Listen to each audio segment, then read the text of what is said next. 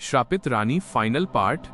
अगर आज रात रानी हार गई तो सिर्फ राजा नहीं, पूरा राज्य हमेशा के लिए अंधकार में डूब जाएगा। और सबसे डरावनी बात, इस बार रानी के सामने दुश्मन नहीं बल्कि उसकी सबसे बड़ी कमजोरी खड़ी थी, उसका अपना प्रेम। और वो प्रेम था स्वयं राजा, पिछले भाग का तेज।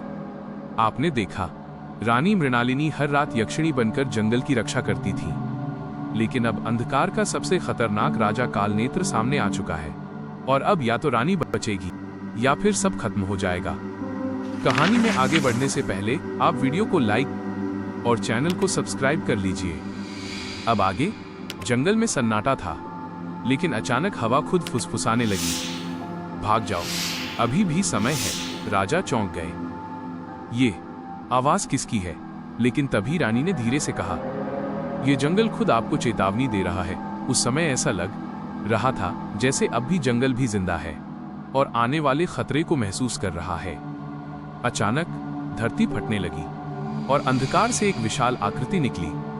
मैं हूं, कालनेत्र, राक्षस ने कहा। लेकिन जैसे ही वो पास आया, राजा ने देखा उसकी छाया में सैकड़ों फंसी हुई आत्माएं चीख रही थीं। राजा समझ गए, ये सिर्फ दानव नहीं, हजारों आत्माओं का कैदी है। रानी बोली, कालनेत्र, तुम पहले ऐसे नहीं थे। राजा चौंक गए। क्या? लेकिन सोचने की बात इंसान को लालच अंधा बना देता है और वो अपने और दूसरों के भले बुरे का फर्क भूल जाता है। कभी आपके साथ भी ऐसा हुआ हो तो कमेंट में जरूर बताना। और इस कहानी के सभी पार्ट देखने के लिए एंड स्क्रीन पर दिख रहे वीडियो पर क्लिक करें। कालनेत्र कभी एक ऋषि था जिसने शक्ति के लालच में खुद को अंधकार में बदल लिया। युद्ध शुरू हुआ, रोशनी और अंधकार टकराने लगे। लेकिन तभी सबसे बड़ा झटका, कालनेत्र ने अचानक राजा को पकड़ लिया। रानी, अगर एक कदम भी आगे बढ़ी तो तुम्हारा राजा खत्म। अब कहानी में अलग ही मोड़ आ गया था। रानी अब फंस चुकी थी। उनके पास दो ही रास्ते थे। आप बताइए, रानी किसको बचाएंगी, राजा को या जंगल को, या फिर सब कुछ खत्म हो जाएगा? अब अगर वो राजा को बचाती तो अंधकार जीत जाता, अगर वो अंधकार से लड़ती तो राजा मर जाता। तभी राजा चिल्लाए, मृणालिनी, मुझे छोड़ दो, राज्य को बचाओ। यह सुनकर रानी टूट गईं। लेकिन तभी उनकी आंखों में दिव्य प्रकाश आ गया। आज प्रेम नहीं, धर्म जीतेगा।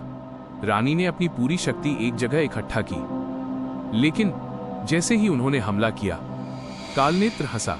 तुम भूल गई, तुम्हारी शक्ति तुम्हारे प्रेम से ही जुड़ी है।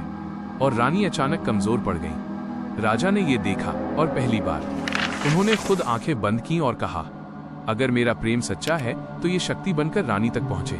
अचानक रानी के अंदर नई ऊर्जा जाग गई। अब राजा और उनके प्रेम की शक्ति रानी के पास थी। रानी ने पूरी शक्ति से वार किया और कालनेत्र खत्म हो गया। लेकिन इस बार कीमत बहुत बड़ी थी। वो कीमत क्या थी, जरा सोचिए। क्या पूरा राज्य खत्म होने वाला था, या राजा को रानी खो देगी, या फिर कुछ और? कहानी आगे देखिए।